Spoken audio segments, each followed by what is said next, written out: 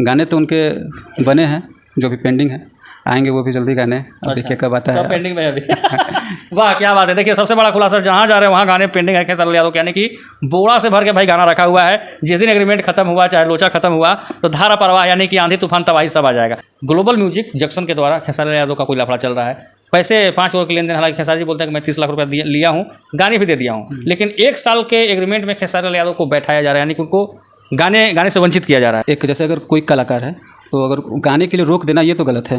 तो उसमें उनके एग्रीमेंट में जहाँ तक हम भी सुने कि देखे हैं, तो उसमें यही है कि भाई ग्लोबल से वो गा सकते हैं। जब भी हमारे पास जो शख्स बैठे हुए हैं ना, इनका भाई परिचय बताएंगे तो पूरा आसमान फट जाएगा। अब आसमान कैसे फट जाएगा कि भोजपुरी इंडस्ट्री के सबसे मशहूर म्यूजिक डायरेक्टर, जो कि खेसारी लाल का एक गाना आया था ए हसीना तोहरा सीना में, लगे दिल ना बात ए हसीना तोहरा सीना में, जो कि सारेगामा से वो गाने आए थे।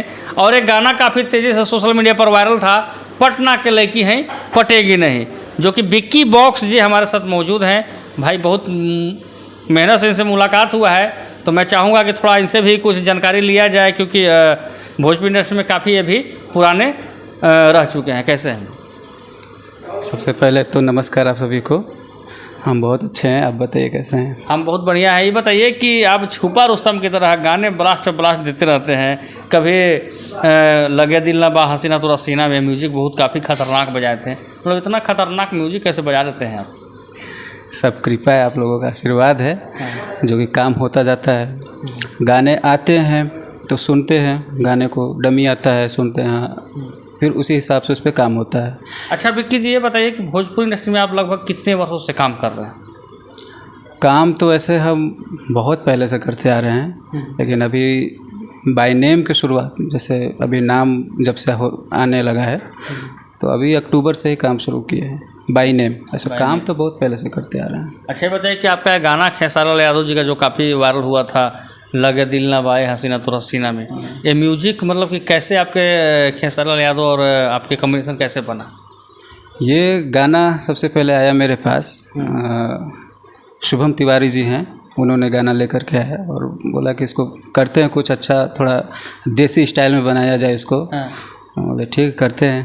तो फिर उसमें कुछ चीज़ें एक्स्ट्रा हुई, लाइव की चीज़ें उसमें जुड़ी, कुछ झाल वगैरह ऐसा लाइव हुआ। हाँ, तो हुआ, उसके बाद फिर लोगों को पसंद आया। अच्छा ये बताइए कि एक गाना आपका काफ़ी तेज़ी से वायरल हुआ था, जो खुशबू तिवारी केटी के गाया हुआ गाना था, वो पटना के लड़की है पटेगी नहीं।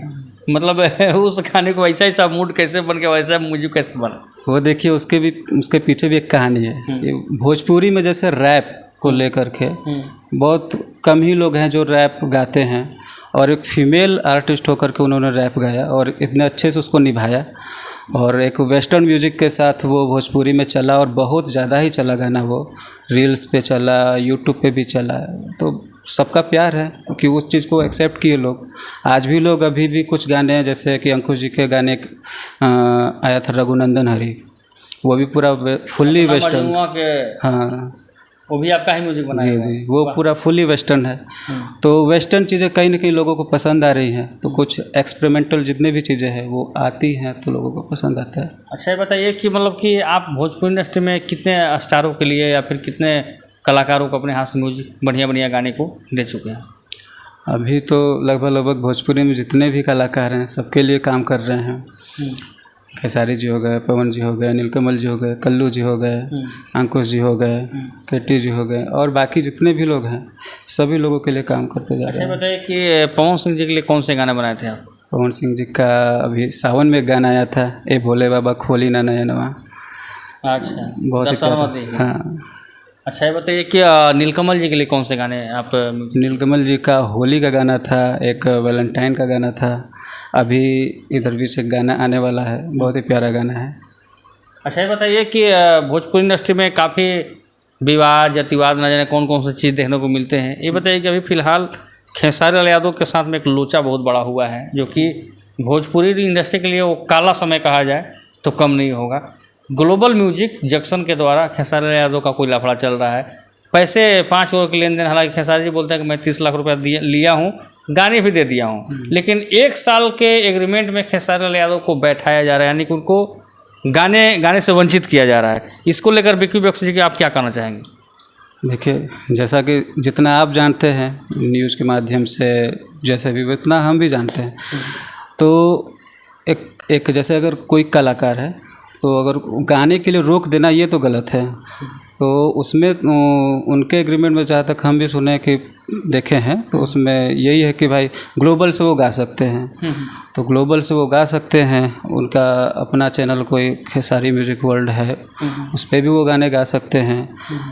तो गाने तो वो गा सकते हैं, बाकी अब मैंने कलाकार को ये बताइए कि कलाकार जैसे हवा को, पानी के धारा को, या फिर कलाकार को किसी की आवाज़ को अगर रोक दिया जाए तो 1 साल गाना ही नहीं गाएगा तो सिर्फ ग्लोबल से ही गाएगा। कलाकार जो है, कलाकार को लोग जानते किस लिए हैं?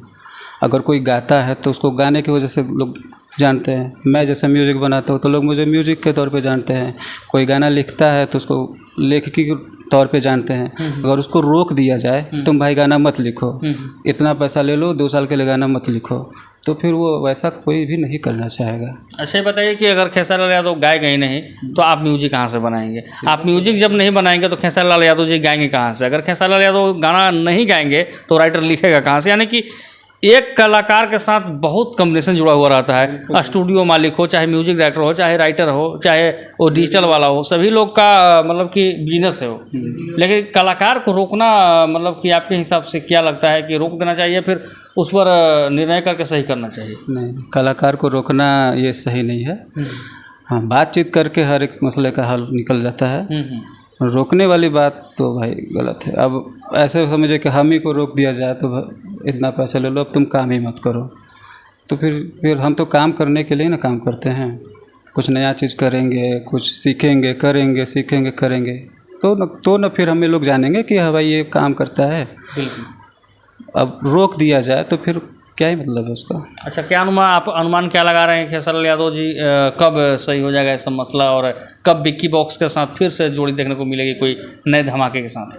गाने तो उनके बने हैं, जो भी पेंडिंग है, आएंगे वो भी जल्दी गाने। अब अच्छा, देखिए कब आता है। सब पेंडिंग में है अभी। वाह, क्या बात है। देखिए, सबसे बड़ा खुलासा, जहाँ जा रहे हैं वहाँ गाने पेंडिंग है खेसारी लाल यादव के, यानी कि बोड़ा से भर के भाई गाना रखा हुआ है। जिस दिन एग्रीमेंट ख़त्म हुआ, चाहे लोचा ख़त्म हुआ, तो धारा प्रवाह यानी कि आंधी तूफान तबाही सब आ जाएगा। लास्ट में जाते जाते आप दर्शकों को क्या कहना चाहेंगे? दर्शक लोग जो भी हैं, सभी लोग प्यार देते आ रहे हैं और आगे भी प्यार देते रहेंगे। अभी सभी जितने भी लोग कलाकार हैं, सभी के साथ में मेरे अच्छे गाने आ रहे हैं अभी। तो बस गुजारिश यही है कि आप सभी लोग गाने देखिए और अपना प्यार दीजिए। अच्छा, मैं आपसे लास्ट में एक बार और पूछना चाहूँगा कि नए कलाकारों के लिए, बड़े सुपरस्टार को लिए जैसे नामी बनिएगा तो बहुत कुछ बिकने लगता है, लेकिन नए कलाकारों के लिए आप लोग क्या सोचते हैं? क्या सोच रहता है आप लोगों का? अब जो जितना मेरे से होता है म्यूजिक बाय म्यूजिक, जैसे कि अगर जो भी गाना है तो ऐसा नहीं है मेरे यहाँ पे कि भाई ये छोटा सिंगर है तो इसको कैसे भी करके दे दो, ये नहीं है। जितना हम लोग काम करते हैं, चाहे बड़ा सिंगर हो चाहे छोटा सिंगर हो, तो काम में हम लोग कंप्रोमाइजेशन नहीं करते, काम में बराबर। मैंने आपके लिए सब बराबर। तो चलिए, थे हमारे साथ में विक्की बॉक्स जी, जो कि नए कलाकार या